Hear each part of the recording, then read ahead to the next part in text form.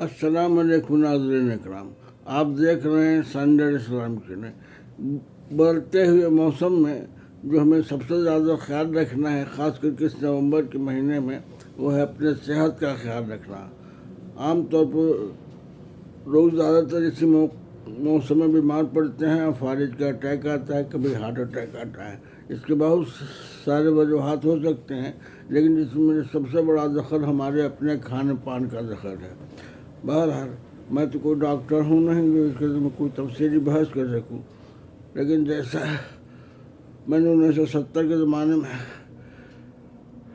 کی بات کروں تو یہ بات یاد آتی ہے کہ اس وقت اسکول میں ایسا کورس ہوتا تھا، dietetics and cookery, DC and فین، فرسٹ اینڈ نرسنگ۔ بچیوں کو اسکول میں ہی یہ کورس کرا دیا تھا جس سے وہ اپنے گھر میں کیسے مریض کا پرہیزی تیار کریں، کیسے بارلی بنائیں، کیسے دودھ بنائیں اور کیسے کھانا بنائیں۔ EPH ایلیمنٹری فزیولوجی ہائیجین بھی ایک سبجیکٹ ہوا کرتا تھا، جسے رکھ کر لوگ کم سے کم گھریلو معاملات میں پرہیزی سابودانہ کی کھچڑی بنانا، گلہد بنانا، بارلی تیار کرنا، پانی گرم کرنا، بوائل ایڈ، نیم برشت وغیرہ بنانے کا علم ہو جاتا تھا۔ لیکن اب تو بالکل، اگر آپ نکلیے کسی بھی شہر میں اسٹیشن سے جیسے باہر نکلیے گا تو آپ کو کتابیں نظر آئیں گی، 24 گھنٹہ میں ڈاکٹر بنو، 24 گھنٹہ میں کوک بنو۔ ان کتابوں سے پڑھ کر آدمی ڈاکٹر یا کوک بنتا ہے یا نہیں بنتا ہے اس کا تو مجھے علم نہیں ہے، لیکن اتنا میں نے تجربہ سے دیکھا، ان کتابوں کو پڑھنے سے لوگ ٹھگ ضرور بن جاتے ہیں۔ معاف کیجیے گا، میں ان کتاب کے پبلیشر سے گزارش معذرت کے ساتھ کرتا ہوں، آپ نے جس مقصد سے کتاب میں واقعی بہت ہی کارآمد کتاب ہے، لیکن پڑھنے والے کی منشیات تو یہ ہوتا ہے کہ وہ اپنے آپ کو MBBS IMR CP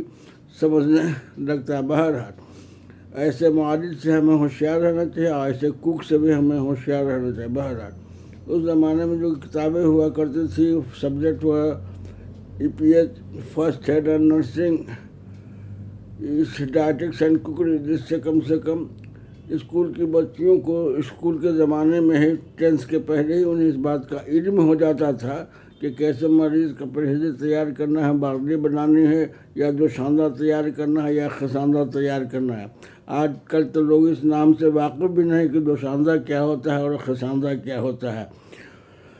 پاپڑ تک تلنے نہیں آتا، اگر کبھی دے دیا پاپڑ تلنے کے تو معلوم ہو گیا آدھا شیرا گل گیا اور آدھا جل گیا اور آدھا کچا ہی رہ گیا۔ بہرحال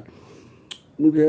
اس پر کوئی کومنٹ نہیں کرنا، لیکن ہمیں اپنے کھانے کا احتیاط ضرور رکھنا ہے اس مہینے میں، کیونکہ عام طور پر بیماریاں غلط کھان پان اور بے وقت کھانے سے ہوتا ہے۔ غلط کھانا الگ چیز ہے کہ جو نہیں کھانا وہ کھا لے، بے وقت کھانے کی جو کھانا ہے اس کا ہم وقت نہیں جانتے ہیں کہ کس وقت کھانا چاہیے، لہٰذا ہمیں اپنے معالج سے پوچھنا چاہیے کہ ان چیزوں کو ہم کس وقت کھائیں اور کب کھانا مفید ہوگا، فائدہ مند ہوگا، یا اس کا برعکس نقصان دہ ہو جائے گا۔ بہرحال آج کے لیے اتنا ہی کافی، ہم اپنے کھان پان کا دھیان دیں، ویڈیو دیکھ کر کے اپنے کھانے روٹین کو تبدیل نہ کریں، بلکہ اپنے معالج سے، اپنے گارجین سے ضرور دریافت کریں کہ اس کا کس وقت کھانا بہتر فائدہ مند ہے اور کس وقت کا نقصان دہ۔ اگرچہ سوشل میڈیا بہت ساری چیزیں لوگ بتاتے ہیں، اس سے بھی ہم بہت کچھ سیکھتے ہیں، لیکن ہمیں باقاعدہ سیکھنا نہیں بلکہ عمل کرنا ہے، کیونکہ کھانا تو میرے پیٹ میں جائے گا، ہضم ہوگا، اگر صحیح ڈھنگ سے ہضم نہ ہوا، اس کو ہضم ہونے کا موقع نہ ملا تو ان پچ ہو جائے گا، ہمیں ڈی ہائیڈریشن ہو سکتا ہے اور فوڈ پوائزننگ کا بھی خطرہ بنا رہتا ہے۔ بہرحال کھانے کے علمی اعتدال کے ساتھ کوئی چیز بھی کھائیں اس موسم میں، اور خاص کر کے جب ہم سمجھتے ہیں کہ اس سے طاقت ہوگی، جیسے دہی ہے، دودھ سمجھتے ہیں اس کے کھانے کا وقت، مچھلی ہے، دودھ مچھلی ساتھ نہیں کھانا چاہیے، بہت ساری سبزیاں ایسی کہ دونوں کا مکسچر ٹھیک نہیں ہوتا ہے، بھنڈی کے ساتھ کوئی چیز بھی الاؤ نہیں، لوگ زبردستی بھنڈی طرح طرح کا پریکٹیکل کرتے ہیں، کچھ نہ کچھ بنا، بھنڈی بھی مزہ ہو جاتی ہے، ساتھ بننے والی سبزی کا ہی مزہ خراب ہوتا ہے۔ بہرحال میں کوئی ڈائٹنگ کوکنگ کا کلاس نہیں لے رہا ہوں، بلکہ حفظان صحت کی روح سے چند باتوں سے آپ سے مطلع کرنا ضروری سمجھا، چونکہ موسم آ گیا ہے بیماری کا اور اس سے ہمیں ہوشیار رہنا ہے۔ ویڈیو دیکھنے کے لیے شکریہ. ویڈیو پسند آئے تو زیادہ سے زیادہ شیئر کریں. آپ ویڈیو پر پہلی بار ہے تو براہ کرم سبسکرائب ضرور. جزاک اللہ خیرہ.